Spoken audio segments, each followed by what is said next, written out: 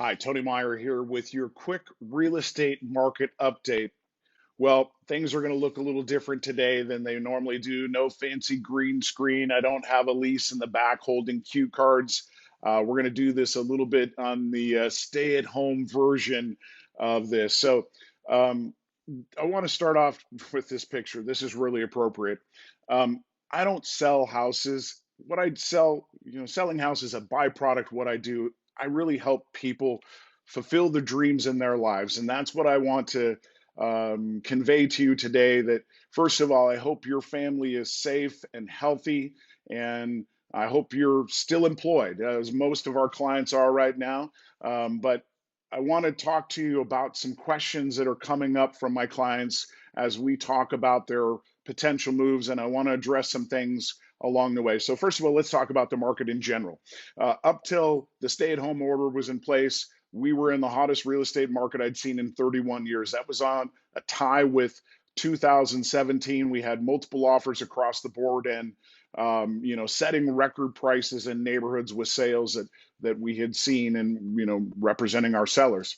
So, but right now, the question on people's mind is, are we headed into a recession? And I actually believe that's a yes. When you look at the definition of recession, which we're going to talk about in a minute, we're headed that way. But does that mean we're headed for a housing crash? I don't think so. I'll go into some of the details why I believe that. So first of all, what is a recession? Essentially, it's significant decline in economic activity spread across the economy lasting more than a few months. So normally the definition is a reduction of GDP for 2 quarters. So I think you're going to see a reduction of GDP in the first quarter and likely a significant reduction in the GDP as the full effects of the stay-at-home order come in place in the second quarter. So we're technically going to be in a recession. But when you think recession, a lot of people think they go back to 2007 and go, gee, is that where we're headed to? Housing prices are going to crash. Well, the fundamentals are dramatically different as we enter this recession. And unlike 2007, housing isn't the reason why we're headed to that recession. So when you look at recessions in the past, from 75 to 2018, there were only two recessions that brought housing prices down, and that was the Gulf War in 91, and of course, the great recession that, housing market collapse in 2007 to 2009. So we're not likely headed into any significant contraction in prices going forward. Part of the reason is that we are under supply and have been for quite some time. So if you look at the National Association of Home Builders, the housing sector enters a recession underbuilt rather than overbuilt. Again, 2007, one of the reasons we had such a significant recession is builders were building like crazy, thinking that anything they built would sell. Today, they've been much more conservative about that.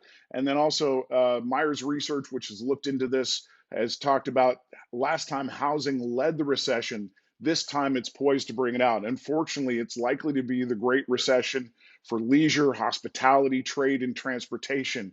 Those people are going to be feeling this the worst. So unemployment, that's the other question. Well, thankfully, we live in the Seattle area where vast majority of our people are high-tech, well-paid workers. So we're not seeing dramatic impacts of unemployment in the Seattle area. But let's take a look at unemployment, the relationship to home sales. Most people would immediately determine that if unemployment's high, home sales, the volume of home sales is down, and that actually isn't the case. Number one on the chart there, 92, 93. You had unemployment rates rising, yet home sales increased. Number two on the chart, unemployment rate was rising between 2001 to 2003, and home sales increased. Number three on the chart, 2007 to 2010, unemployment rate was rising, and home sales decreased during that time. So you had a correlation at that point. And then the last chart, we've had unemployment declining while home sales volume has been essentially flat. So part of the reason it's been essentially flat is we have had this conservative approach from builders. They have not been building crazy, and that's what's caused a tight marketplace. So when we don't have enough homes to sell, we can only sell so many. And so that's part of the reason we've seen our rising prices in our area here. So again, taking a look at this, the Great Depression, we had unemployment rates as high as 25%. In the Great Recession, as high as 9.9. Right now, we're sitting at 15% unemployment. That may be slightly off from this time when Goldman Sachs prepared it. It might be higher, but their predictions for 2021 is obviously quite a bit less, 22 moving forward. Okay, so what's happening locally? Well, I've been watching our market daily and really kind of trying to pay attention to what's happening with the sales, not just how those properties are being sold or that they're being sold, but how they're being sold. So one of the things, volume is down in the market across the board. So we've got less new listings coming to market, less pending sales, and less closed sales. Now, closed sales are a trailing indicator, the reflection of a contract a month or so ago. But as we move forward, that's going to continue to decline as a result of the new listings and the pendings. So dynamics, though, what we want to see is still in place for a strong appreciating marketplace is that pending sales still outpace new listings. So we're erasing inventory rather than adding to inventory at this point. However, because the volume in the marketplace, more particularly the lack of tremendous buyers that were in the marketplace a month ago, very few sellers are waiting to review offers now.